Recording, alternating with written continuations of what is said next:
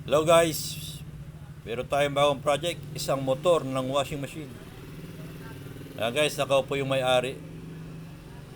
Iintayin daw niya yung kanyang papagawang motor ng washing machine.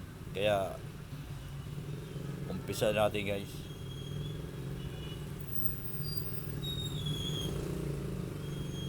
I-check muna natin itong linya.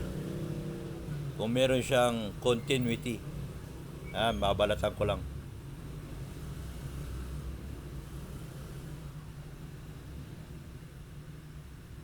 Guys, testerin natin.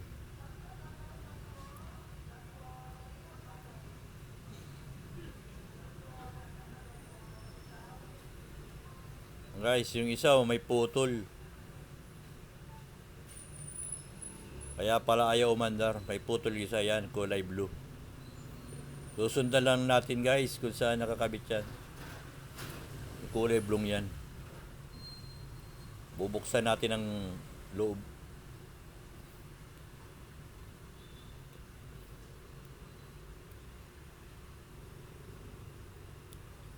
Guys, kailangan problema nakaribits guys, nakaribits. Kaya gagamitan natin siya ng electric drill. Babarinahan natin siya. Aalisin natin ang pakaribits.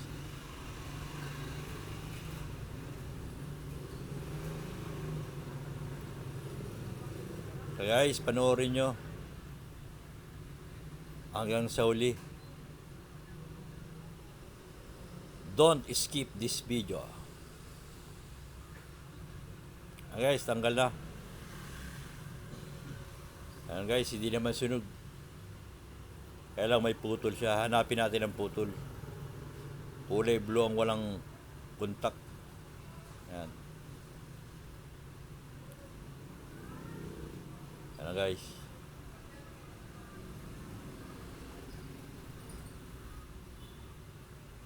Titisteril natin isa-isa yung mga dulo-dulo kung saan naputol.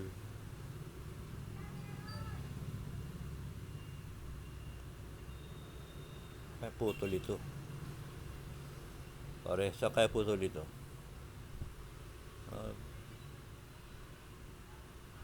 Guys, nakuha na natin yung putol. Guys, ayan yung putol ayan. Dudugsungan natin. Dudugsungan ko nitong copper wire. Kasi aluminum yung original niya May clean na kaya dudugsungan natin. Pipilipit lang, hindi naman na ano ang hinang dyan Hindi na ataba hinang dyan. Kaya pilipit lang yan guys. Ingat na lang ito guys, baka maputol.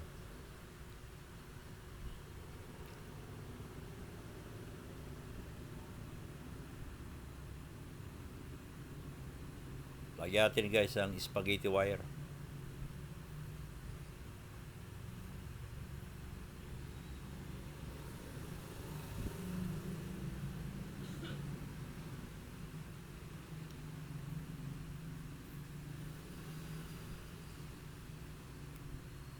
Ganda lang yan guys.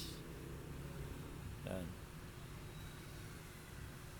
At pag binaklik-balik mong wire na yan, mapuputol yan kasi aluminum yan.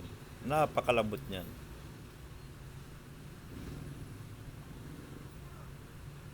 Very commercial na ang mga ano ngayon. Appliances.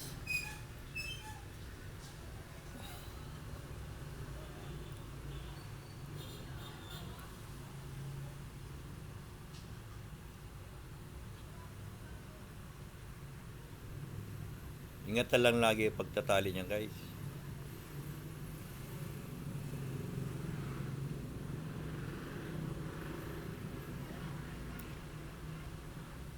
Ingatan lang guys, huwag mababasa ang inyong washing machine yung ilalim. Kasi number 1 ang kalaban niyan, tubig, yung mga aluminum niyan. Ano guys, matisting na tayo. Pinutol ko rin, sobrang ng haba nun. Tig-edit ko na guys. Yan na, testing natin.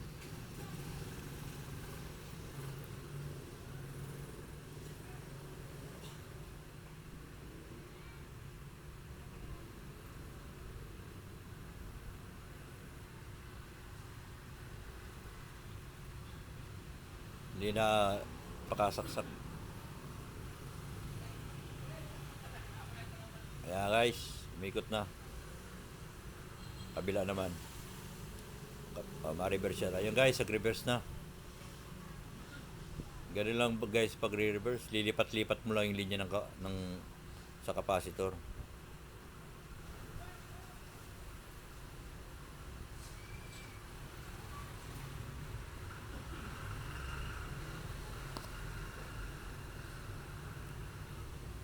Okay guys. Okay, alright. Thanks for watching guys.